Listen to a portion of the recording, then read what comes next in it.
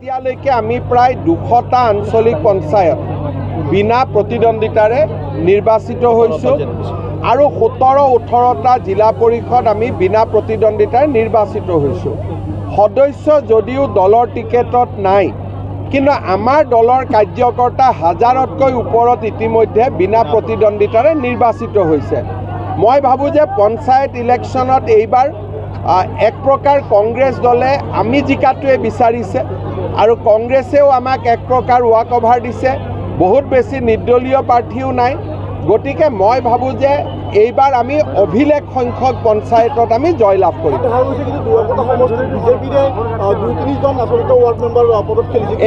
এইটো আমি তেওঁলোকক খেলিব দিছোঁ।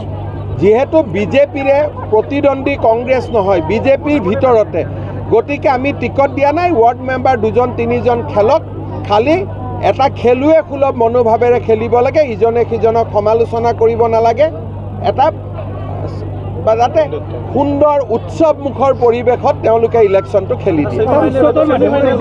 এতিয়া ছেমি ফাইনেল নে কোৱাৰ্টাৰ ফাইনেলটো নাজানো। ইয়াৰ পিছত BTRৰ ইলেকশ্যনো আছে, মিচিং ইলেকশ্যনো আছে, আমাৰ সোণোৱাল কছাৰীৰ ইলেকশ্যন আছে। গতিকে কোনটো ছেমি ফাইনেল কোৱাৰ্টাৰ ফাইনেল কোৱা টান, কিন্তু যিয়ে নহওক কোৱাৰ্টাৰ ফাইনেল হ'লেও আমি জিকিম, ছেমি ফাইনেলতো আমি জিকিম, ফাইনেলতো জিকিম। এই মাহৰ শেষৰ ফালে দিব। আৰু ইয়াৰ পিছত আপুনি বৰ্ণালী আমি এবাৰ যজ্ঞত গৈ সেৱা কৰি আহোঁ। আন এটা বস্তু, ৱাকফ আইন সংশোধনী আইনক লৈ আমছুৱে আকৌ প্ৰতিবাদৰ হুংকাৰ দিছে। চাওক, মই আমছুৱে হওক, অসমৰ যিসকলে ৱাকফ আইনখনক বিৰোধিতা কৰিব বিচাৰে, মই এটা কথাই ক'ম যে উচ্চতম ন্যায়ালয়ত ইয়াৰ গোচৰ চলিছে।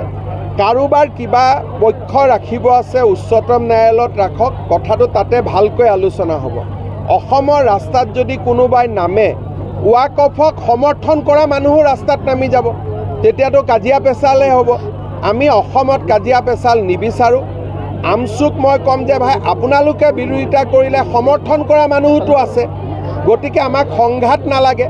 আমি ইয়াত ভাতৃত্বমূলকভাৱে সকলো চলি থাকিব লাগে, অসমখন আগুৱাই লৈ যাব লাগে। সেইকাৰণে ভাল আৰু বেয়া আমি তাৰ পাৰ্থক্যটো বুজি পাব লাগে। কোনোবাই ৱাকফক বিৰোধিতা কৰিছে, মোৰ ক'বলগীয়া নাই, সুপ্ৰিম কোৰ্টত যাওক। সমৰ্থন কৰিছে তেওঁ সুপ্ৰিম কোৰ্টত যাওক। যেনেকৈ ৱাকফ আইনক আমি সমৰ্থন কৰিছোঁ, যোৱাকালি সমৰ্থনত আমি সুপ্ৰিম কোৰ্টত গৈছোঁ। আমছুৱে বিৰোধিতা কৰি সমৰ্থন যাওক, কিন্তু ৰাস্তাত একো কৰিব দিয়া নহ'ব। সুপ্ৰিম কোৰ্টত আলোচনা জাজে কৰিব, আমি ক'ত আলোচনা কৰিম? আমাৰতো কামটো হৈয়ে গ'ল সংসদত। গতিকে এতিয়া কোৰ্টৰ মজিয়াত জাজে আলোচনা কৰিব, জাজে বিচাৰ দিব, কিন্তু ইয়াত ৰাস্তাত লটং পটং নহ'ব। সেইটো কথা একদম আমি মানি ল'ব লাগিব।